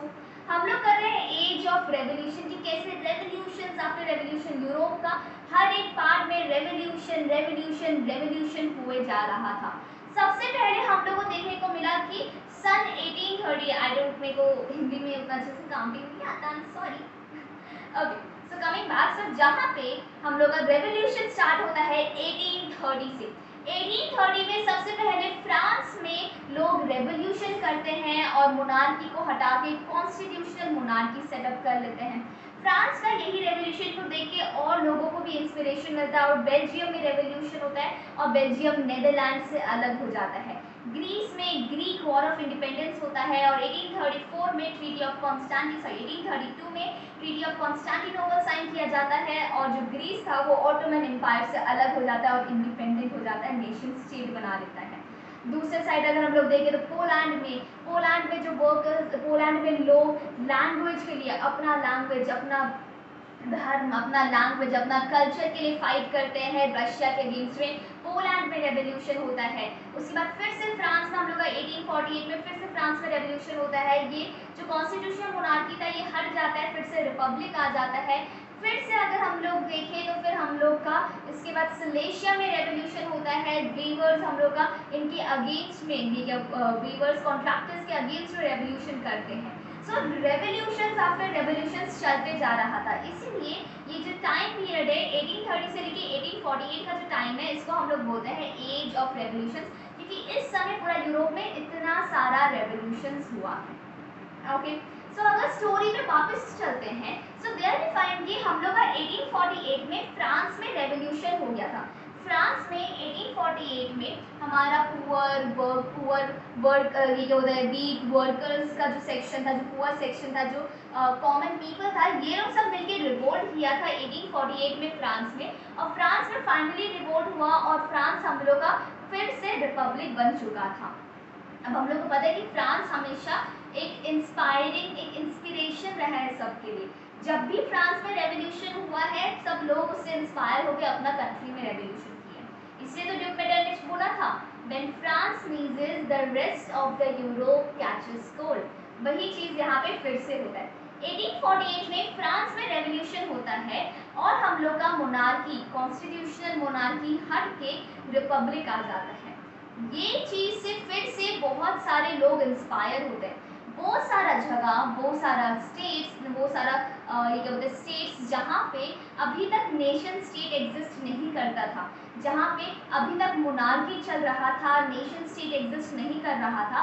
अब उन स्टेट्स के जो लोग थे, उन स्टेट्स के जो ये एजुकेटेड मिडिल क्लास पीपल थे, जो ये लिबरल मिडिल क्लास था, ये लोग फ्रांस में जो 1848 में रेवोल्यूशन हुआ, इससे इतना ज़्यादा इंस्पायर हुए कि ये लोग बोले कि नहीं, जब फ्रांस हम लोग का फिर से मोनार्की से रिपब्लिक बन सकता है, तो हम लोग क्यों नहीं बन सकते, हम लोग क्यों मोनार्की नहीं हटा सकते, हम लोग क्यों नेशन स्टेट नहीं बिल्ड कर सकते। तो ये लिबरल मिडिल क्लास वो सारा जगह जो अभी तक मोनार्की के अंदर था यूरोप में, जहाँ पे अभी तक नेशन स्टेट्स नहीं बना था, अब उन जगह पे जो मिडिल क्लास रह रहा था वो लोग और ज़्यादा इंस्पायर हो गए कि जब फ्रांस कर सकता है तो हम लोग क्यों नहीं। वो लोग और इंस्पायर हो गए और वो लोग डिसाइड कर लिए कि नहीं, अब हम लोग भी अपना स्टेट को नेशन स्टेट बना के रहेंगे। ये लोग डिमांड करने लगे कि अब हम लोग भी अपना जो पूरा स्टेट है वहाँ से मोनार्की को ख़त्म कर देंगे, उसको नेशन स्टेट बना देंगे। ऐसा नेशन स्टेट बनाएंगे जहाँ जिसका खुद का कॉन्स्टिट्यूशन होगा, जहाँ पे फ्रीडम ऑफ प्रेस होगा, जहाँ पे फ्रीडम ऑफ एसोसिएशन होगा, जहाँ पे हम लोग के पास सारा अधिकार होगा। ये लोग ये सब डिसाइड कर लिए थे कि हम लोग अब ये लोग भी लड़ने लगे थे, फ्रांस से इंस्पायर होके ये लोग भी लड़ने लगे थे कि अब हम लोग को भी नेशन स्टेट बनाना है। और यही सेम चीज़ हुआ जर्मनी का अगर हम लोग बात करें तो जर्मनी भी हम लोग का मोनार्की के अंदर था, बहुत छोटा प्रोविंसेस में डिवाइडेड था, नेशन स्टेट नहीं था, मॉडर्न स्टेट था जर्मनी, और मोनार्की के रूल के अंदर था। तो जब जर्मनी के जो लिबरल मिडिल क्लास था, जब वो लोग देखा लिबरल मिडिल क्लास या एजुकेटेड मिडिल क्लास, जब ये लोग देखा कि भाई फ्रांस में 1848 में फिर से रेवोल्यूशन हुआ और वो रिपब्लिक बन गया, तो हम लोग क्यों नहीं कर सकते। इनके अंदर भी एक आग जगा कि हम लोग भी फाइट कर सकते हैं, हम लोग भी अपना जो जर्मनी है उसको नेशन स्टेट बना सकते हैं। और फिर सारे ये जो एजुकेटेड मिडिल क्लास के लोग थे, ये लोग सब मिले जर्मनी का एक जगह पे, ये लोग सब जर्मनी के एक जगह पे मिले, वहाँ पे सब मिलके अपना खुद का पार्लियामेंट बनाए, खुद का पार्लियामेंट बनाए, खुद का कॉन्स्टिट्यूशन बनाए और मोनार्की को ख़त्म कर दिए। और बोले, एक मोनार्क के पास गए, उसको बोले कि अगर तुम चाहो तो तुम हम लोग का मोनार्क बन सकता है, मतलब तुम हम लोग का मोनार्क बन सकता है, पर तुमको कॉन्स्टिट्यूशन के हिसाब से काम करना पड़ेगा। बेसिकली जर्मन में जो ये एजुकेटेड मिडिल क्लास था वो लोग कॉन्स्टिट्यूशनल मोनार्की लाना चाहता था, इसलिए ये लोग मोनार्क से पूछा भी, बट मोनार्क मना कर दिया, और फिर जर्मनी में ये लोग वापस से ये लोग भी रिपब्लिक ले आया। So that is what is it. So talking about Germany, so वही दिया है जहाँ पे एक साइड में हम लोग 1848 के टाइम पे हमारा poor weaker section of the society, जो कॉमन पीपल थे, जो कॉमन लोग थे, वो लोग रिवोल्ट कर रहे थे, वहीं पे दूसरे साइड में 1848 में एक और रेवोल्यूशन होने वाला था जो एजुकेटेड मिडिल क्लास करने वाला था जर्मनी में। So now talking about that.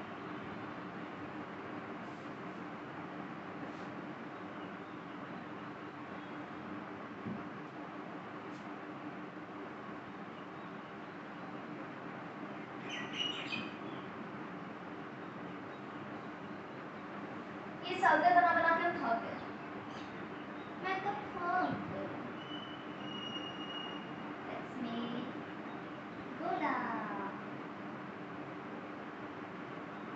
anda anda।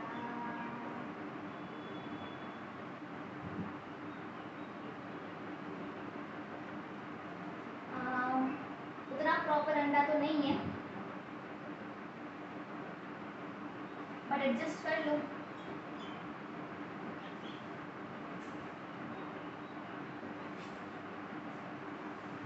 मजा नहीं आता।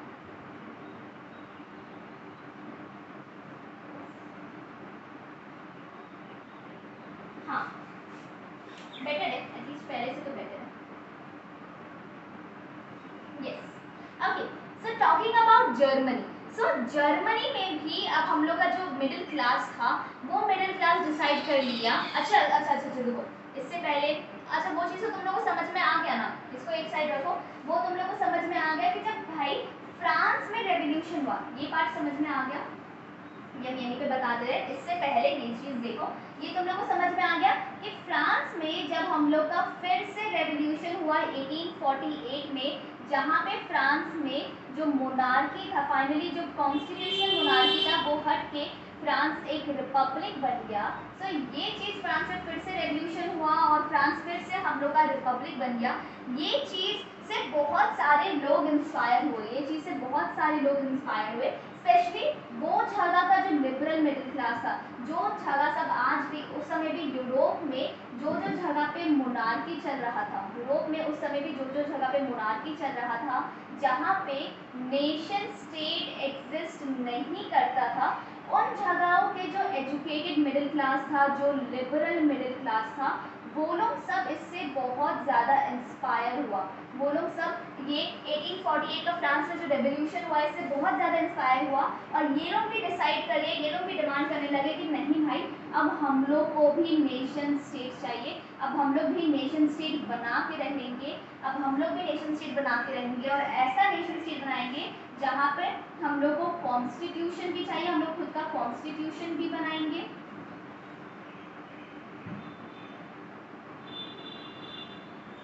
जहाँ पे हम लोग के पास फ्रीडम ऑफ प्रेस हो, सेंसरशिप ना हो, प्रेस के पास पूरा फ्रीडम हो कि उसको जो मन में आए वो छाप सके, और जहाँ पे फ्रीडम ऑफ एसोसिएशन हो। फ्रीडम ऑफ एसोसिएशन मतलब कि लोगों के पास अधिकार हो कि वो लोग एसोसिएशंस बना सके, ग्रुप्स बना सके, और वोट करके लोगों की क्या बोलते हैं, वोट कर सके, सो फ्रीडम चाहिए। सो ये चीज़ ये लिबरल मिडिल क्लास डिसाइड कर लिया था कि भाई जब फ्रांस में रेवोल्यूशन हुआ तो उससे ये जो और भी जो जगह सब था यूरोप में जो अभी तक मोनार्की के अंदर था, वहाँ का लिबरल मिडिल क्लास उससे बहुत ज़्यादा इंस्पायर हुआ। वो लोग भी डिसाइड कर लिया कि भाई हम लोग को चाहिए, हम लोग भी अब नेशन स्टेट का हम लोग डिमांड करने लगा, हम लोग को भी नेशन स्टेट चाहिए, ऐसा नेशन स्टेट जहाँ पे हम लोग के पास खुद का कॉन्स्टिट्यूशन हो, फ्रीडम ऑफ प्रेस हो, फ्रीडम ऑफ एसोसिएशन हो। और ऐसे ही एक जगह था जर्मनी। जर्मनी भी एक ऐसा जगह था जहाँ पे मोनार्की चल रहा था, मॉडर्न स्टेट एग्जिस्ट करता था, नेशन स्टेट एग्जिस्ट नहीं करता था। तो जर्मनी के जो लोग थे, जर्मनी का भी ये जो लिबरल मिडिल क्लास था, वो डिसाइड कर लिया था कि अब हम लोग यहाँ पे नेशन स्टेट बना के रहेंगे, ये मोनार्की को हटाएंगे। तो यही लिबरल मिडिल क्लास जर्मनी में मिलता है, सब लोग साथ में मिलते हैं और बनाते हैं German parliament. So we are going to talk about that. So इतना पार्ट क्लियर है, नोट करना है नोट कर लो, it's completely your choice, screenshot लेना है स्क्रीनशॉट ले लो। नाउ मूविंग फॉरवर्ड,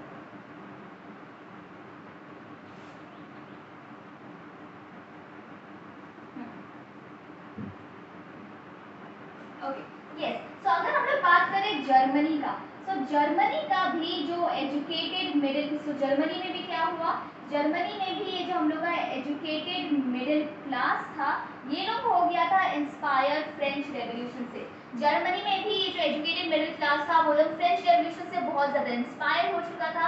ये लोग भी डिसाइड कर लिया था कि अब हम लोग भी नेशन स्टेट बना के रहेंगे, जर्मनी में मोनार्की खत्म करके अब हम लोग भी नेशन स्टेट बना के रहेंगे। और इसीलिए ये सारे जो लोग थे, ये सारे जो middle class educated middle class के लोग थे, ये लोग सब मिले, ये लोग सब मिले हम लोग का, हाँ, तो ये लोग सब जो थे, ये लोग सब मिले फ्रैंकफर्ट सिटी में। एक सिटी है जर्मनी में फ्रैंकफर्ट, फ्रैंकफर्ट तुम लोग सुना ही होगा, मोस्ट प्रॉब्ली तुम लोग ये नाम सुना होगा, यस।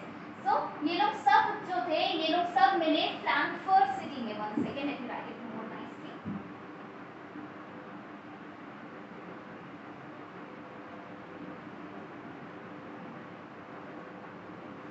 सो यस, सो ये लोग सब मिले फ्रैंकफर्ट सिटी में, ये सारा एजुकेटेड मिडिल क्लास को जो था, ये लोग सब मिला फ्रैंकफर्ट सिटी में, और फ्रैंकफर्ट सिटी में मिल के ये लोग सब बनाया all German national association.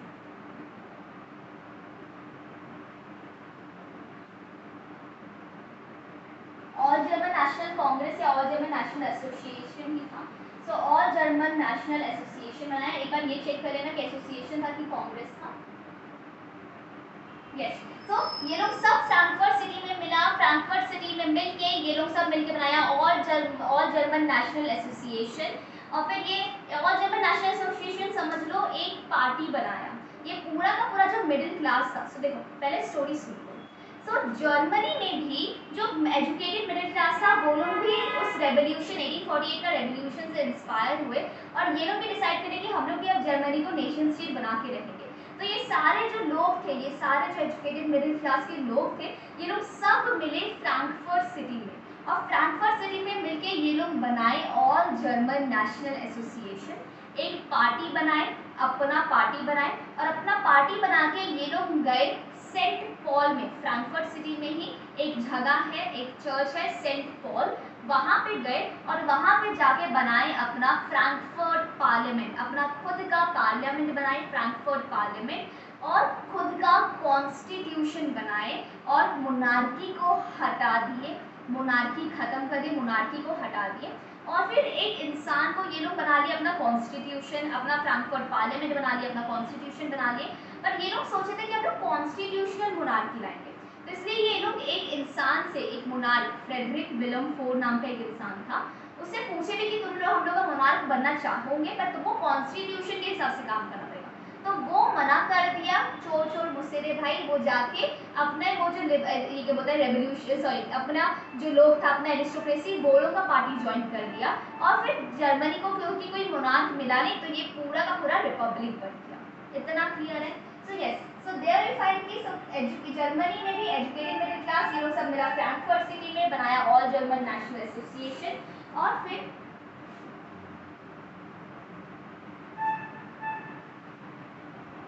Saint Paul में मिला, सेंट पॉल एक चर्च है फ्रैंकफर्ट सिटी में, वहां पे मिलके बनाया फ्रैंकफर्ट पार्लियामेंट।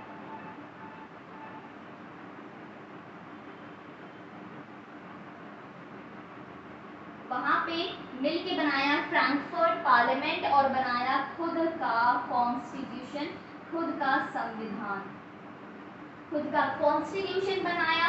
और उसके बाद एक इंसान, क्योंकि ये लोग चाहते थे, ये लोग मोनार्की हटा के कॉन्स्टिट्यूशनल मोनार्की लाना चाहते थे, इसलिए ये लोग, एक इंसान था फ्रेडरिक विलियम का स्पेलिंग मेरे को ठीक से पता नहीं है,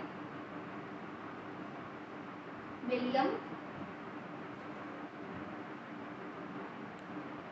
फोर, यस। तो एक इंसान था फ्रेडरिक विलियम फोर। इस इंसान से ये लोग जाके मिले और बोले कि तुम चाहो तो हम लोग का मोनार्क बन सकता है, पर तुमको हम लोग का बनाया हुआ कॉन्स्टिट्यूशन के हिसाब से काम करना पड़ेगा। ये फ्रेडरिक विलियम फोर इस प्रपोजल को रिजेक्ट कर दिया।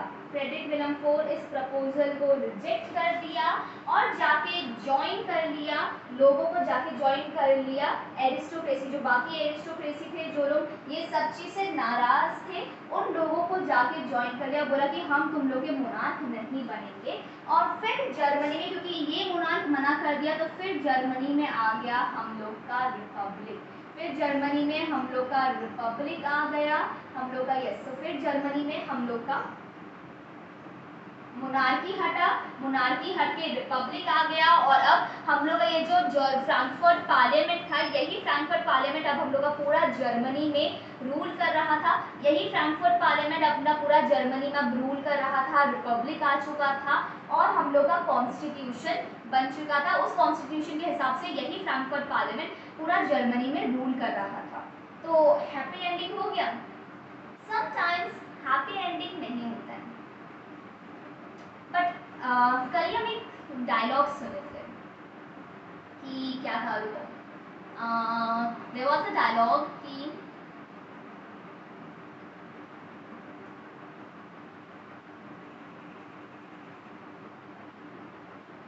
हाँ, मतलब हमको एग्जैक्टली याद नहीं है, but it was like ending अगर हैप्पी हो तो उसको हैप्पीली एवर आफ्टर बोलते हैं या फिर हैप्पी एंडिंग बोलते हैं, बट अगर एंडिंग हैप्पी ना हो तो उसे क्या बोलते हैं? तो उसे बोलते हैं पिक्चर अभी बाकी है मेरे दोस्त। वाह वाह, सुने थे कल, तो बस बोल दिए, एक मूवी में हम सुने थे। ओके, सो मूविंग बैक, सो अगर हम लोग बात करें, सो क्या ये हैप्पी एंडिंग है? हो गया, फ्रांस जर्मनी में रेवोल्यूशन हुआ 1848 में, यस। सो जर्मनी में रेवोल्यूशन हुआ 1848 में और हम लोग का मोनार्की हट के रिपब्लिक आ गया, हम लोग का फ्रैंकफर्ट पार्लियामेंट बन गया, कॉन्स्टिट्यूशन बन गया, तो हैप्पीली एवर आफ्टर हो गया? नहीं, अभी तो कहानी बाकी है मेरे दोस्त। सो देयर वी फाइंड कि अब यहाँ पे ना प्रॉब्लम्स आना स्टार्ट हो गया, क्योंकि ये जो फ्रैंकफर्ट पार्लियामेंट था, ये सिर्फ एजुकेटेड मिडिल क्लास मिलके बनाया था, वो भी क्रीमियर section of the society. Educated middle class में भी जो क्रीमी सेक्शन था, जिन लोगों के पास ज्यादा पैसा और वो सब था, वो लोग सब मिलकर ये फ्रैंकफर्ट पार्लियामेंट बनाया था और यही फ्रैंकफर्ट पार्लियामेंट अब रूल कर रहा था। तो देयर वी फाइंड कि ये लोग उतना ज़्यादा अब लोगों धीरे धीरे धीरे धीरे ये लोग लोगों का सुनना बंद कर दिए, मतलब जो वर्कर्स थे, जो पीजेंट्स थे, जो कॉमन सिटीजन थे, उन लोगों का बात सुनना बंद कर दिए, वो लोगों के लिए काम करना बंद कर दिए। तो एक साइड तो वो कॉमन वर्कर्स और सिटीजन्स, ये लोग सब गुस्सा में थे ये फ्रैंकफर्ट पार्लियामेंट के। दूसरे साइड से देयर वी फाइंड कि एक साइड में फ्रैंकफर्ट पार्लियामेंट धीरे धीरे सपोर्ट लूज कर रहा था और दूसरे साइड ये जो चोर चोर मुसेरे भाई वाला पूरा कंसेप्ट चल रहा था।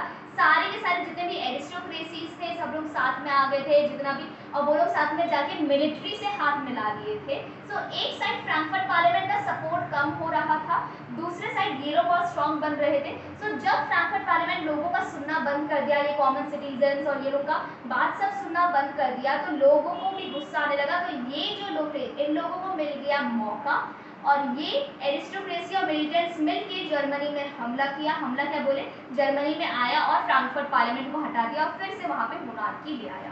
सो यस, ये कोई हैप्पी एंडिंग नहीं था, अभी तो पिक्चर बाकी है मेरे दोस्त। सो आगे चलते हैं।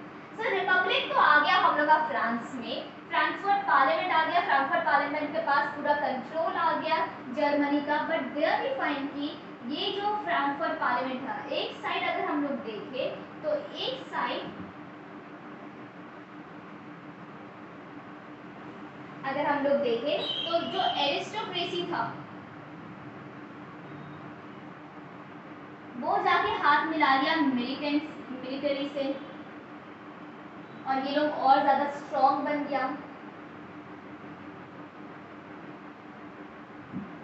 हाँ, तो ये जो एरिस्टोक्रेसी था ये जाके मिलिट्री से हाथ मिला लिया और ये लोग और ज्यादा स्ट्रॉन्ग बन गया। और दूसरा साइड में ये जो एजुकेटेड मिडिल क्लास था जो ये लोग बनाया था पार्लियामेंट, ये लोग अब धीरे धीरे लोगों का सुनना बंद कर दिया। जो पुअर सेक्शन ऑफ सोसाइटी था, जो वीक सेक्शन ऑफ सोसाइटी था, जो कॉमन सिटीजन्स थे, वो लोग का बात सब सुनना बंद कर दिया। तो ये लोग का सपोर्ट अब ये फ्रैंकफर्ट पार्लियामेंट को नहीं मिल रहा था क्योंकि ये लोग का बात नहीं सुना जा रहा था। एंड इसीलिए देयर वी फाइंड कि एक साइड फ्रैंकफर्ट पार्लियामेंट का सपोर्ट कम होने लगा क्योंकि ये लोग का बात नहीं सुनता था, और दूसरा साइड ये लोग बहुत स्ट्रॉन्ग बन गया तो ये लोग को मौका मिल गया और ये लोग मिल के फ्रैंकफर्ट पार्लियामेंट को, जो Frankfurt parliament, I am simply writing parliament क्योंकि जगह है नहीं, तो ये जो पार्लियामेंट था इसको वापस से हटा दिया और फिर से मोनार्की ले आया। क्या यार, इतना ज्यादा मेहनत करने के बाद वापस मोनार्की आ गया, होता है कभी कभी कभी कभी आदती की जिंदगी में कोई अपना आता है। There's a very good friend of mine named Aditi. Maybe वो कभी ना कभी ये वीडियो देखेगी। I know हम तो डिस्ट्रैक्ट हो जाते पढ़ाते पढ़ाते, जस्ट ऐसे ही मेरे दिमाग में गाना आ गया, कभी कभी आदती की जिंदगी में कोई अपना आता है। I know I'm a very bad singer. Coming back, so yes, so there you find इतना ज़्यादा मेहनत करने के बाद फिर से फ्रांस में मोनार्की आ गया। तो क्या बोले हम, एंडिंग जब बैड हो, जब सैड हो तो उसको क्या बोलते हैं, पिक्चर अभी बाकी है मेरे दोस्त, आगे बढ़ेंगे, अभी नहीं, थोड़ा बस रुक जाओ, नेक्स्ट सेक्शन में देखना जर्मनी फिर से आएगा और फिर से मोनार्की को हटाएगा।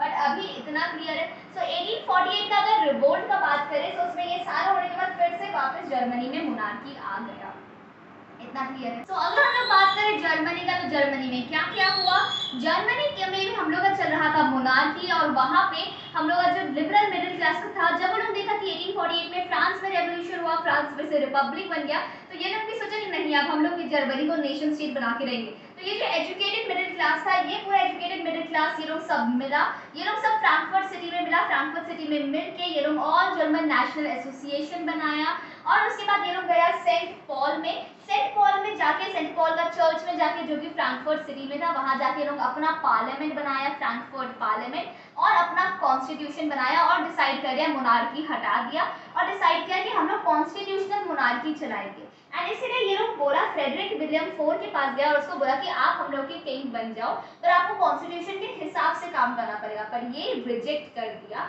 और फिर फ्रांस ये जो थे, और फिर जर्मनी में आ गया रिपब्लिक कि भाई नहीं मोनार्की आना चाहता मत आओ, फ्रांस में सही जर्मनी में आ गया रिपब्लिक आ गया जर्मनी में। और ये जो फ्रैंकफर्ट पार्लियामेंट था, जो एजुकेटेड मिडिल क्लास मिलके बनाया था, ये बन गया रिपब्लिक, इनके पास पूरा पावर आ गया। नाउ एक साइड अगर हम लोग बात करें, धीरे धीरे ये जो एजुकेटेड मिडिल क्लास जो मिलकर फ्रैंकफर्ट पार्लियामेंट बनाए थे, ये लोग धीरे धीरे जो कॉमन सिटीजन थे, जो poor weaker section of the society थे, जो सिटीजन थे, उन लोगों का बात सुनना बंद कर दिए। तो ये लोग का सपोर्ट धीरे धीरे फ्रैंकफर्ट पार्लियामेंट को नहीं मिल रहा था, फ्रैंकफर्ट पार्लियामेंट ये लोग का सपोर्ट लूज कर रहा था। और दूसरे साइड हम लोग का एरिस्टोक्रेसी मिलिट्री के साथ मिला और इसका फायदा उठाया और पार्लियामेंट को, फ्रैंकफर्ट पार्लियामेंट को खत्म कर दिया और जर्मनी में फिर से रिपब्लिक को हटा के मोनार्की ले आया। सो आई थिंक इतना क्लियर है, चाहो तो इसको नोट आउट कर लो, स्क्रीनशॉट लेना स्क्रीनशॉट ले लो, इतना क्लियर है, इतना में कोई प्रॉब्लम नहीं है। Okay, moving forward.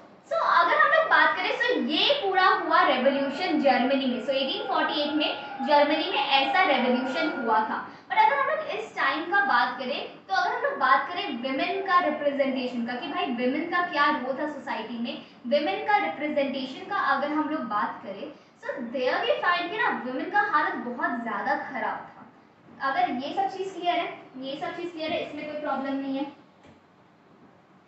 अब अगर हम लोग बात करें हमारी सोसाइटी की महिलाओं की, हम लोग अगर बात करें, हम लोग का एज ऑफ रेवोल्यूशन ऑलमोस्ट खत्म हो चुका है। जो 1830 से लेके 1848 के बीच में जो एज ऑफ रेवोल्यूशन हुआ था, इतने सारे जगहों पे जो रेवोल्यूशन हुआ था, वो ऑलमोस्ट खत्म हो चुका है। अब हम लोग को बात करना है, बट देयर वी फाइंड कि ये सारा जब रेवोल्यूशन हो रहा था फ्रांस में, जर्मनी में, सिलेशिया में, पोलैंड में और कहाँ कहाँ नहीं, हर जगह पे जब रेवोल्यूशन हो रहा था, तो ये सारा रेवोल्यूशन को महिलाएं जो विमेन थी वो फुल सपोर्ट कर रही थी। विमेन अपना अलग अलग एसोसिएशंस बनाती थी, क्या बोलते पार्टीज बनाती थी, इन क्या बोलते मूवमेंट्स में, रेवोल्यूशंस में फुल सपोर्ट किया करती थी, एकदम फुल पॉलिटिकल, अपना फुल पॉलिटिकल क्या बोलते हैं सपोर्ट दे रही थी ये इन रेवोल्यूशनरीज को। जितना भी रेवोल्यूशन हुआ सब में विमेन बहुत बड़ा रोल प्ले की। सब चीज़ें विमेन इतना ज़्यादा पॉलिटिकली एक्टिव होकर लोगों को सपोर्ट कर रही थी, रेवोल्यूशंस को सपोर्ट कर रही थी। एंड ये सब वो कर क्यों रही थी, ये सब करने के पीछे उनका मेन मोटिव ही यही था कि भाई अगर अच्छा गवर्नमेंट बनेगा तो वो उनको राइट्स दे, वो उनको राइट टू वोट दे, उनको पॉलिटिकल और सोशल राइट्स दे, एक इक्वालिटी दे जो मेन को मिलता है। बट ऐसा हुआ नहीं। वुमेन पूरा पॉलिटिकली एक्टिव थी थ्रू आउट द रेवोल्यूशन। जब हुआ इतना सारा पॉलिटिकल पार्टीज बनाती थी, इतना कुछ करती थी, बट फिर भी इन वुमेन को वो इम्पोर्टेंस नहीं दिया गया सोसाइटी में। वो जो पॉलिटिकल और सोशल इक्वालिटी ये चाहती थी, राइट्स जो ये चाहती थी, राइट टू वोट जो चाहती थी, वो इनको नहीं दिया गया। अगर इवन हम लोग इस समय का बात करें, जब जर्मनी में हम लोग का फ्रैंकफर्ट पार्लियामेंट बना था, सेंट पॉल का जो चर्च था वहां पे जब हम लोग का फ्रैंकफर्ट पार्लियामेंट बन रहा था, तो उस समय विमेन को बस एज स्पेक्टेटर्स बैठाया गया था। मतलब कि वो लोग सब फ्रैंकफर्ट पार्लियामेंट जो बन रहा था उसमें पार्टिसिपेट नहीं कर सकती थी, बस एज ऑब्जर्वर्स ऊपर में गैलरी में, ऑब्जर्वेशन गैलरी में ऊपर में बैठ के वो बनते हुए देख सकती थी, पार्लियामेंट को बनते हुए देख सकती थी, कॉन्स्टिट्यूशन बनते हुए देख सकती थी, बट उसमें पार्टिसिपेट नहीं कर सकती। So this is an example which shows कि भाई women का कंडीशन एक्चुअली बहुत खराब था। ये जो women थी, अगर हम लोग इन women का बात करें तो ये women थ्रूआउट द रेवोल्यूशंस, जितना भी रेवोल्यूशंस हुआ, इन सभी रेवोल्यूशंस में ये अपना पूरा ये हर रेवोल्यूशंस में, हर चीज में पॉलिटिकली एक्टिव थी।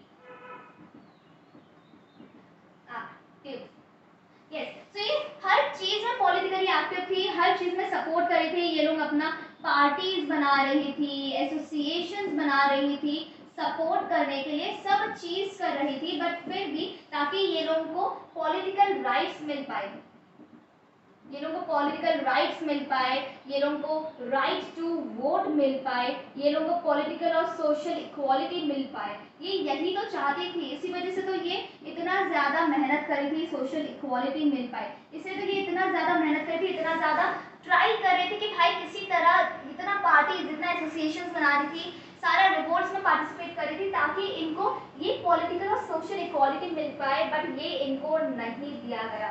इवन जब हम लोग का जर्मन पार्लियामेंट, जब हम लोग का ये फ्रैंकफर्ट, सेंट पॉल में जब हम लोग का ये फ्रैंकफर्ट पार्लियामेंट बना, तब भी इनको सिर्फ एज अ स्पेक्टेटर्स, सिर्फ एज ऑब्जर्वर्स ऊपर में रखा गया था कि आप लोग यहाँ पे बैठ के गैलरी में बैठ के ऑब्जर्व कर सकती हैं और ये कैसे पार्लियामेंट बन रहा है, कैसे कॉन्स्टिट्यूशन बन रहा है, बस उसको देख सकती हैं, बट पार्लियामेंट में या कॉन्स्टिट्यूशन बनाने का एक्टिविटी में पार्टिसिपेट नहीं कर सकती। तो इतना घटिया कंडीशन था वुमेन का। सो एक्चुअली अगर देखा जाए ना तो वुमेन को, महिलाओं को बहुत मेहनत लगा है, बहुत स्ट्रगल्स की हैं ताकि उनको वो राइट्स मिल पाए, एंड फाइनली बहुत बहुत टाइम भी लगा इनको राइट्स मिलने में, क्योंकि सोसाइटी इनको राइट्स देना ही नहीं चाहता। सो खैर, सो इतना क्लियर है, सो इतना तक आई थिंक सारा चीज क्लियर है, इतना तक हमें कोई प्रॉब्लम नहीं है। सो ये था हम लोग का एज ऑफ रेवोल्यूशन 1830 से लेके, इतना क्लियर है। सो यस, सो ये था हम लोग का एज ऑफ रेवोल्यूशन, ये था हम लोग का एज ऑफ रेवोल्यूशन, जहाँ पे हम लोग देखें कि हम लोग का जो एजुकेटेड मिडिल क्लास था, जो लिबरल नेशनलिस्ट थे, वो लोग डिसाइड कर लेते कि भाई तुम लोग अब हम लोग को जितना सप्रेस करोगे हम लोग उतना जोर से उछलेंगे, और ये लोग स्टार्ट कर दिए रेवोल्यूशन की अब हम लोग ना किसी को झेलने देंगे ना खुद झेलेंगे, अब मोनार्की नहीं चलने चाहिए देंगे, अब हम लोग को राइट्स, फ्रीडम, इक्वालिटी चाहिए, मतलब चाहिए। तो स्टार्ट हो गया था एज ऑफ रेवोल्यूशन, जो हम लोग भी फाइंड की हर जगह पे 1830 से लेके 1848 के टाइम पे हर जगह पे, जो फ्रांस पूरा का पूरा यूरोप का हर एक पार्ट में रेवोल्यूशंस हम लोग को देखने को मिलता है, हर जगह पे रेवोल्यूशंस हुआ। यही सेम फ्लो चार्ट हम एज ऑफ रेवोल्यूशन स्टार्ट करने से पहले बनाए थे, बोले थे कि तुम लोग को पूरा समझ में आ जाएगा। अब तुम लोग ये फ्लो चार्ट खुद भी बना सकते हो।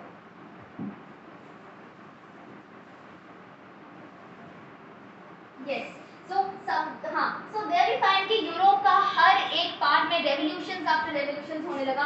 कहीं पे 18 सबसे पहले 1830 में हम लोग का फ्रांस में रेवोल्यूशन हुआ, जहाँ पे मोनार्की हट के फिर से कॉन्स्टिट्यूशनल मोनार्की आ गया। उसको देखते देखते इससे इंस्पायर होके हम लोग का बेल्जियम में रेवोल्यूशन, सो इससे इंस्पायर हुआ बेल्जियम, और बेल्जियम में रेवोल्यूशन हुआ और वो नेदरलैंड से अलग हो गया। उसके बाद फिर हम लोग का ग्रीस में रेवोल्यूशन हुआ, 1821 में रेवोल्यूशन स्टार्ट हुआ था। फाइनली 1832 में ट्रीटी ऑफ कॉन्स्टेंटिनोपल साइन किया गया, जहाँ पे ग्रीस में रेवोल्यूशन हुआ और ग्रीस हम लोग का ऑटोमन एम्पायर से अलग हो गया, उससे उसको छुटकारा मिल गया। उसके बाद फिर हम लोग को देखने को मिलता है फिर हम लोग का पोलैंड में रेवोल्यूशन हुआ, पोलैंड में लोग रेवोल्यूशन किए उन ये क्या बोलते हैं रशिया के अगेंस्ट में। उसके बाद फिर 1845 में हम लोग का सिलेशिया में रेवोल्यूशन हुआ, जहाँ पे वर्कर्स रिवोल्ट किए, वीवर्स रिवोल्ट किए कॉन्ट्रैक्टर्स के अगेंस्ट में। 1848 के टाइम पे हम लोग का जब इतना ज़्यादा खराब कंडीशंस हो गया था, इस वजह से फिर से फ्रांस में रेवोल्यूशन हुआ और जो कॉन्स्टिट्यूशनल मोनार्की चल रहा था ये हट गया और वहाँ पे रिपब्लिक आ गया। और इसी को देखा देखी में, इसी को देखते देखते 1848 में हम लोग का जर्मनी में भी रेवोल्यूशन हुआ, और जर्मनी में जो हम लोग का मोनार्की, जर्मनी में भी रेवोल्यूशन हुआ और जर्मनी में जो मोनार्की चल रहा था उसको हटा के रिपब्लिक ले आया गया। हाउएवर मोनार्की और रिपब्लिक का वो मूवमेंट को सप्रेस करके फिर से वापस आ पाया था। So this is what is there. So age of revolution I think तुम लोग को कंप्लीटली क्लियर है। एक छोटा सा एक पैराग्राफ बचा है जर्मनी का रेवोल्यूशन से रिलेटेड ही, जो हम तुम लोग को नेक्स्ट लेक्चर में बता देंगे। आई थिंक इतना तुम लोग को सब चीज़ क्लियर है, इतना में कोई प्रॉब्लम नहीं होगा। So yes, age of revolution हम लोग का खत्म हो चुका है। अब हम लोग आगे बढ़ेंगे, यूनिफिकेशंस के बारे में बात करेंगे कि कैसे जर्मनी, इटली और ब्रिटेन हम लोग का यूनाइट हुआ। सो उसके बारे में हम लोग बात करेंगे नेक्स्ट लेक्चर में। Till then that's all for today. Take care, tata, bye bye. Like share subscribe कर देना, अगर कोई भी प्रॉब्लम हो तो कमेंट डाउन कर देना। Bye bye.